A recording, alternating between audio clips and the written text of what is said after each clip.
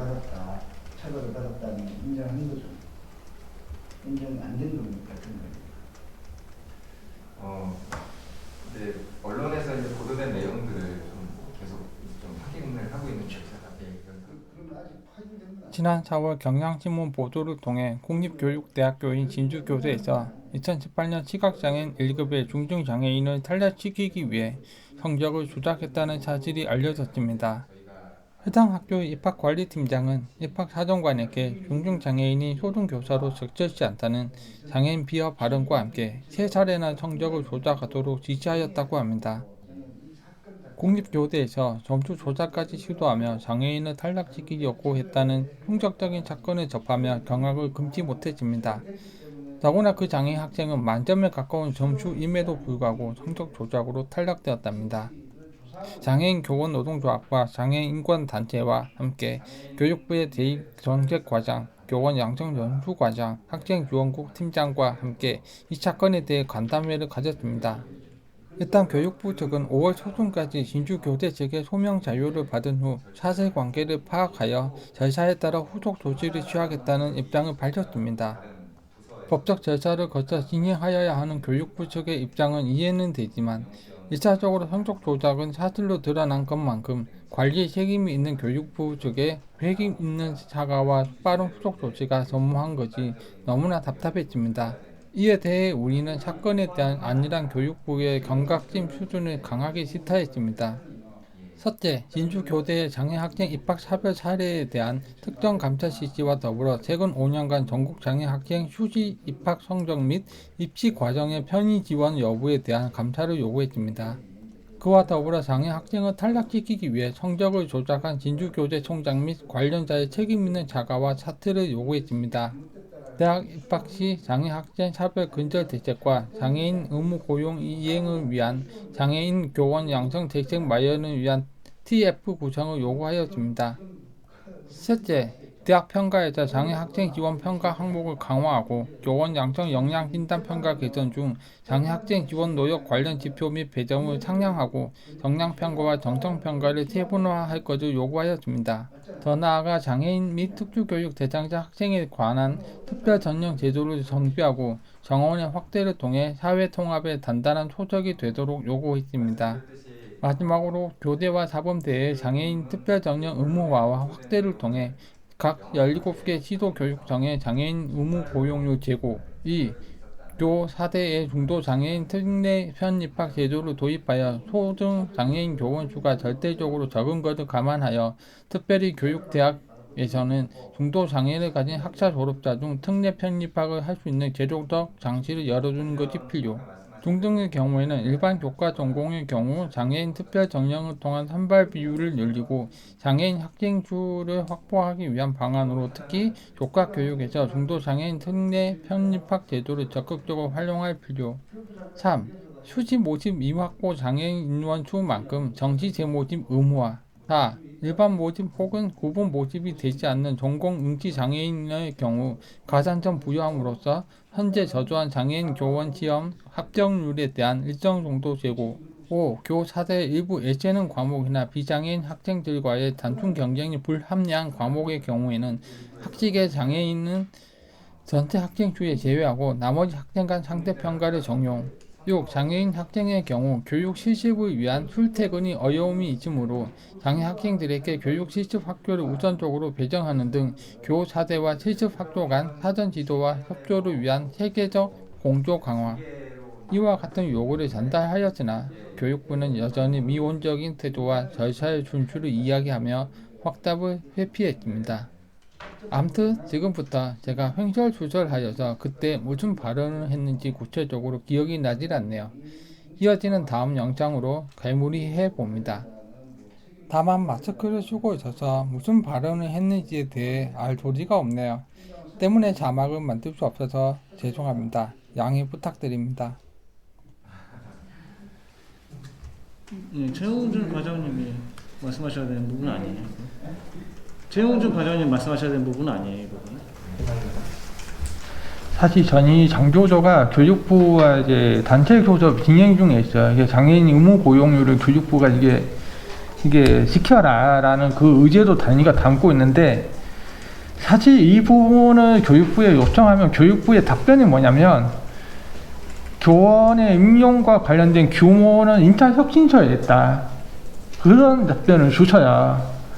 그리고 교원의 임용의 권한은 교육감한테 있다, 교육부는 아무런 권한이 없다, 이런 식으로 발뺌하고 있고요. 저희가 그러면 교육감에게 가서 이 얘기 하잖아요. 장애인청에서. 그러면 시도 교육감들은, 아니 교육부가 이게 각 시도 교육청의 적정료는 다 정해주는데 우리가 무슨 권한이 있느냐. 그러니까 시도 교육청과 교육부가 서로 자기 일을 아니라라고 이게 계속 떠미는 거예요, 지금. 그러니까 어느 하나가 정책을 주도하고 있는 교육부가 이거에 대해서 좀 더 주도적으로 나서야 되지 않나. 근데 진주교대 사건을 보니까 제가 겪었던 그 장애 사별 그게 생각이 나면서 분노를 이제 감출 수가 없더라고요. 근데 지금 교육부나 언론에서 나온 얘기는 이거는 성적 조작이다. 그러니까 장애 사별은 접어두고 성적 조작만 딱 부각이 되는 거예요. 이게 아닌데. 근데 거기에 조금 더 장애인들은 강화하자 이런. 여기서 저희 왜 교대와 사대에서 장애인 특별 전형을 좀 더 확보를 해야 되는지에 대해서 좀 부연 설명을 드릴게요. 실제로 우리 교육부가 장애인 의무 고용률이 2020년도 말에 어제 언론에도 나왔더라고요. 교육청의 1.97%랍니다. 그러면 민간, 정부 모두 통틀어서 교육부가 몇 등인지 아세요? 최고 꼴찌입니다. 그러면 수백억 원에 해당되는 고용 부담금을 각 시도 교육청이 부담을 해야 되는데, 이걸 안 하려면 일단은 장애인 교원에 대한 양성을 먼저 해야 되는 거잖아요. 근데 저희가 지금 여기 6%라고 돼 있는데 이것도 극단적인 수치예요. 이 6% 예비 장애인 교원이 100% 교원이 되었다고 하더라도 장애인 의무 고용률 3.4%를 충족하려면 18년이 걸린답니다. 이거 엄청난 수치는 아니에요. 이 정도라도 해야 그나마 이게 몇십 년 후에라도 이제 의무 고용률 충족한다는 거지, 저희가 절대 무리한 요구를 하는 게 아니거든요. 일단 최소한 이 정도 수치는 나와줘야 된다라고 그렇게 말씀을 드린 거고요. 두 번째로 교사대의 중도 장애인, 그러니까 장애인의 그 인풋가 좀 더 많으려면 중도 장애인의 이제 편입학을 통해서라도 교대와 사대에 들어오는 훌륭한 그런 인재가 좀 많이 충족이 되어야 된다. 그래서 중도 장애인의 특례 편입학 제도를 좀 도입을 검토해 주십자, 이렇게 말씀을 드리고요. 그리고 아까 저기 그러니까 말씀을 해주셨지만 추지 모집에서 장애인이 그 모집 미달되었을 경우에 정시에서라도 이거를 좀 더 확보를 해서 반드시 교대와 사대에서 인원이 충족될 수 있도록 좀 해주시면 좋겠고요. 두 번째입니다. 저희가 수요일 날에 저희 교육부와 실무 교접을 진행하면서 모든 교대와 사대 모든 교육 전공에서 장애 특례 입학의 제도를 확대해라 라고 요구를 했는데, 모든 과에 하긴 어렵다라고 이런 말씀을 주시더라고요. 근데 저는 그거는 일부 동의는 하긴 해요. 그렇다면 일부 과에 뭐 구분 모집하지 않는, 특례 입학을 하지 않는 과에 대해서 장애인이 만약에 거기 지원했을 경우에 장애인 가산점이라도 부여를 해서, 특례 입학은 아니지만 가산점이라도 부여를 해서 어떤 장애인이 좀 더 이제 들어갈 수 있는 문호를 좀 늘릴 수 있지 않나. 왜냐하면 국가 유공자 가산점 있고요, 사회 저소득자 가산점 뭐 이런 거 있잖아요. 그런 제도를 좀 활용했으면 좋겠다라고 말씀드리고요. 세 번째입니다. 교대와 사대에 저희가 입학을 하면 이제 졸업을 해야 2급 자격증이 나오잖아요. 근데 초등 같은 경우는 예체능 교과가 많잖아요. 예를 들면 초등 특수교육과에 이게 졸업 학점을 받으려면 필수 이수 학점이 있는데 그 중에 피아노가 있어요. 예를 들면 청각장애 예비 교사가 피아노를 어떻게 이게 통과를 합니까? 이게 어렵잖아요. 근데 그런 부분들에 대해서도 이제 교육부가 좀 더 관심을 가지고 이런 부분을 좀 더 뭐 대체 이슈 학점을 할 수 있게끔 제도적인 방안을 좀 마련해 주십사 부탁을 드리고요. 또 하나는 이거는 교대와 사대와의 별개로 저의 경험인데요. 99년도에 제가 입학할 때는 아무런 말이 없다가 제가 3학년 때 갑자기 대학교 측에서 대학 인재 역량 검증이라고 해가지고 졸업을 하려면 토익 점수 800점을 넘어야 된대요. 네, 저는 영어를 번역하라면 할 수 있겠는데 토익은 듣기 시험이 있잖아요. 이걸 어떻게 하라는 거냐. 이거 청각 장애 학생은 좀 이게 대체를 해달라.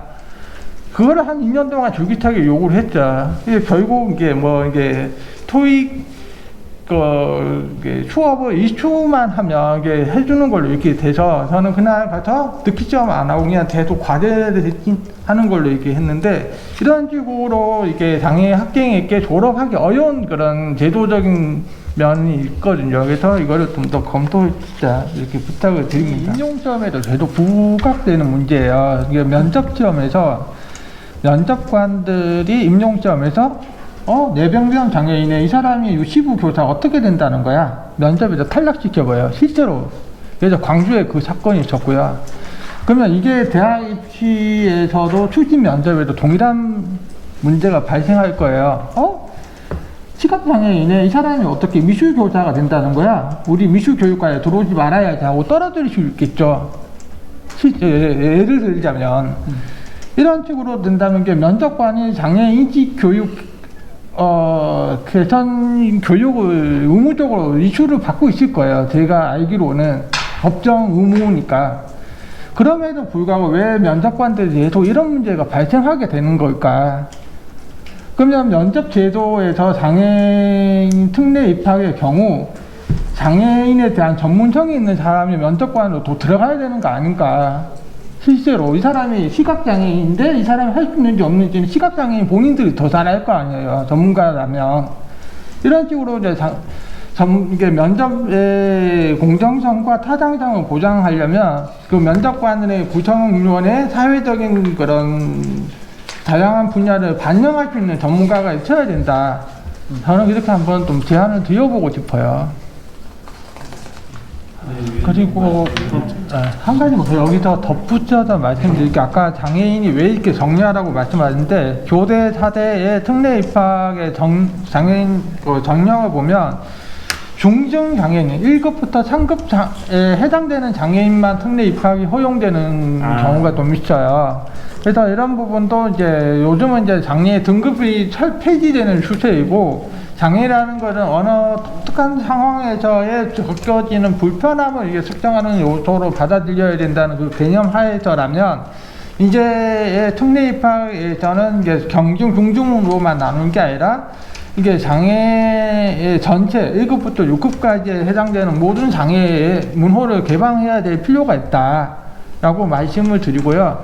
두 번째로는 우리가 특례 입학에 해당되는 장애가 보건복지법에 규정하는 그 7가지 장애인가요? 시각, 청각, 지체 뭐 이런 식으로 해서 7가지 장애가 있는데 지금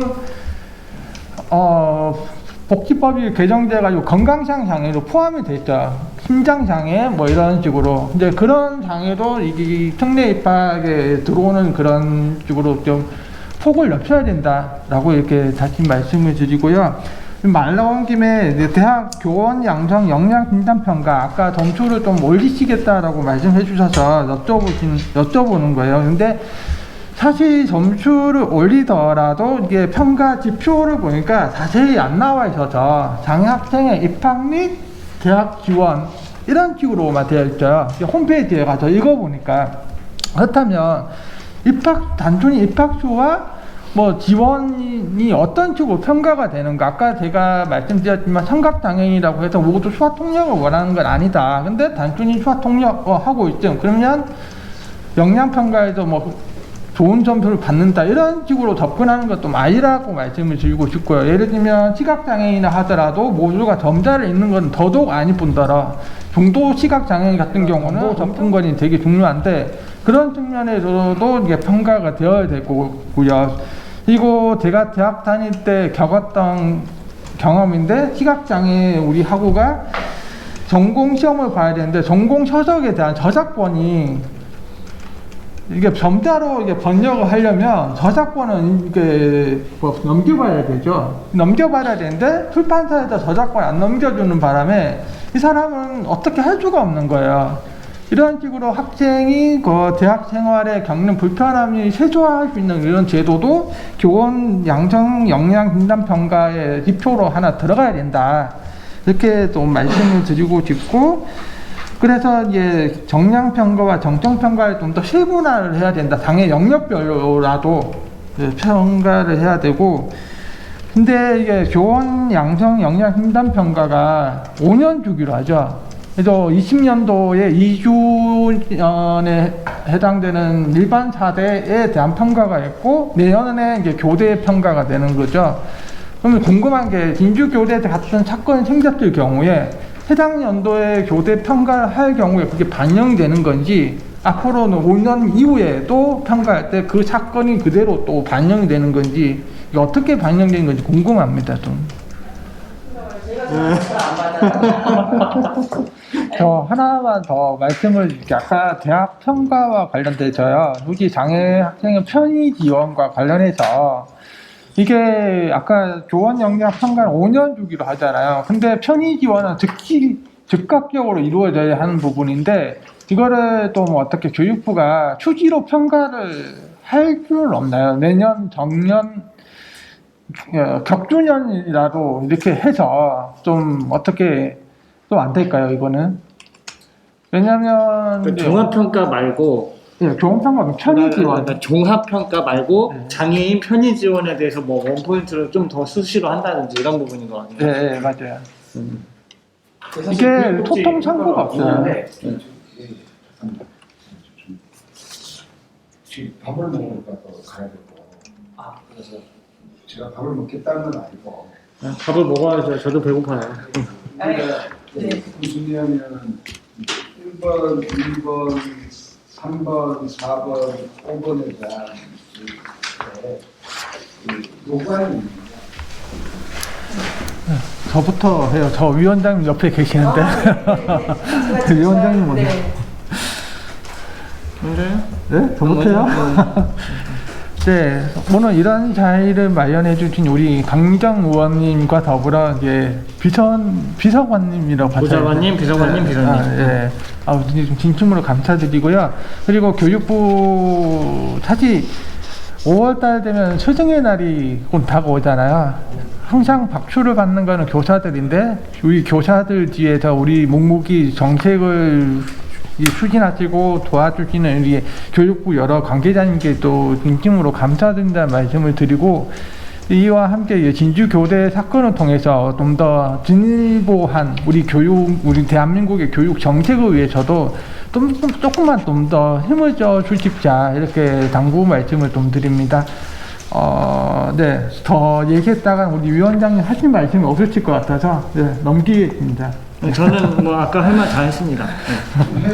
다 했고, 그냥 각 시도 교육청 장애인 의무 고용률이 1.98%로 정부기관, 민간기업 통틀어 꼴찌인 상태에서 예비 장애인 교원 양성 과정부터 이런 성적 도착 사건이 벌어졌다는 것은 부실한 우리나라 교육 정책의 문제를 그대로 보여줍니다.